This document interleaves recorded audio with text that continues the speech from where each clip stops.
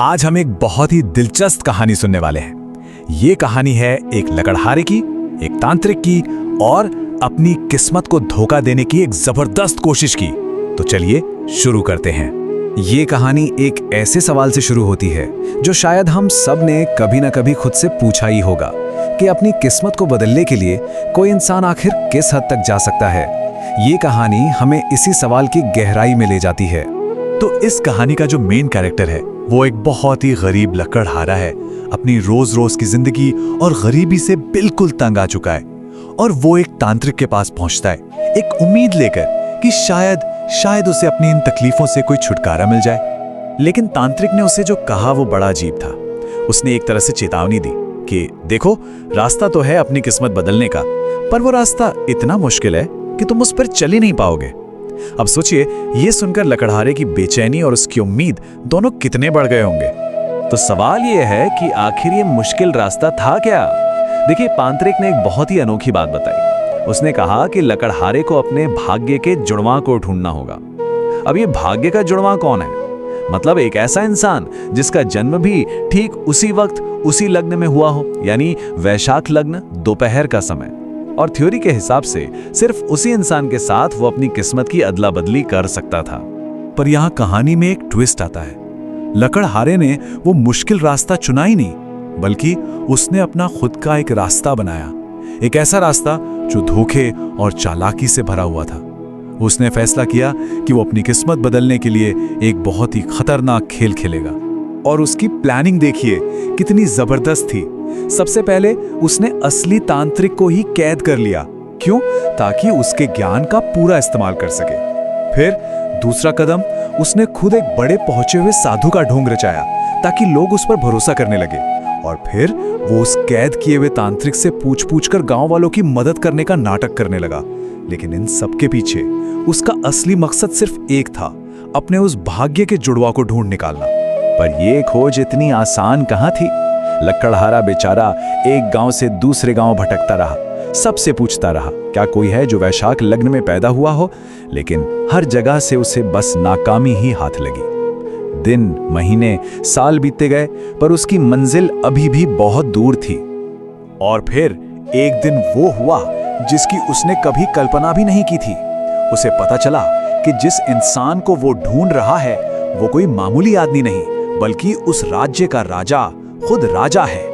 अब उसका निशाना बहुत बड़ा था और उतना ही खतरनाक भी। बस लकड़हारे ने अपनी चाल चल दी। वो राजा के पास गया और एक डरावनी भविष्यवाणी कर दी कि महाराज, आप पर बहुत बड़ा संकट आने वाला है और इस संकट से बचाने का सिर्फ और सिर्फ एक ही तरीका है, एक बहुत ही खास और गुप्त शव साधना। और हाँ, ये साधना सिर्फ वो ही करवा सकता है। डरा हुआ राजा बेचारा उसकी बातों में आ ही गया। तो वो अनुष्ठान शुरू हो गया जो कई रातों तक चलना था। लकड़हारे को लगा कि बस उसका काम बन गया, लेकिन वो एक बात भूल रहा था। राजा सिर्फ दौलतमंद नहीं था, वो बहुत समझदार और चौकन्ना भी था। और धीरे धीरे राजा के मन में शक के बीज पनपने लगे। और शक की सबसे पहली और सबसे बड़ी वजह बना वो मंत्र जो लकड़हारे ने राजा को जपने के लिए दिया था।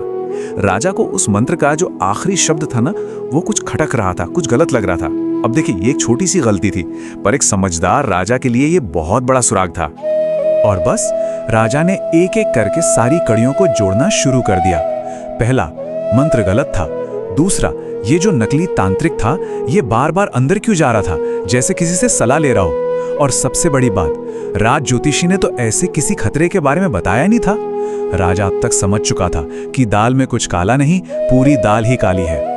आखिरकार अनुष्ठान की वो आखिरी रात आ ही गई। जैसे ही लकड़हारे ने अपनी आखिरी चाल चलने की सोची, राजा ने अपने सैनिकों को इशारा कर दिया, बंदी बना लो इस धोखेबाज को। और बस एक ही पल में लकड़हारे का सारा खेल, सारी योजना धरी की धरी रह गई। अब जब लकड़हारा पकड़ा गया तो असली तांत्रिक को आजाद किया गया। उसने राजा को सारी कहानी बताई कि कैसे ये लकड़हारा अपनी किस्मत आपसे बदलना चाहता था। लेकिन सुनिए, कहानी का असली राज तो अब खुलने वाला था। तब राजा ने लकड़हारे से कहा, और जो कहा वो इस कहानी का सार है। उसने कहा, तुम मेरे इस राजपाट के लालच में इतने अंधे हो गए थे कि तुमने उस चीज पर ध्यान ही नहीं दिया जो सच में तुम्हारी किस्मत बदल सकती थी। और फिर राजा ने वो राज सबके सामने खोला। उसने वो धूपदान उठाया, वही धूपदान जिसे लकड़हारा पूरे अनुष्ठान में इस्तेमाल कर रहा था, और उसकी राख के अंदर से एक बेशकीमती चमकता हुआ रत्न निकाला। राजा ने उस राख से निकलती एक हल्की सी चमक को देख लिया था, जिसे लकड़हारा देख ही नहीं पाया। और यहीं पर इस कहानी का पूरा मतलब छिपा है। देखिए, दो रास्ते थे। एक लकड़हारे का रास्ता जो धोखे, झूठ और लालच से भरा एक बहुत ही मुश्किल रास्ता था, और दूसरा था असली रास्ता जो बिल्कुल सीधा और सरल था। बस थोड़ा ध्यान देना था और अपने सामने रखे मौके को पहचानना था।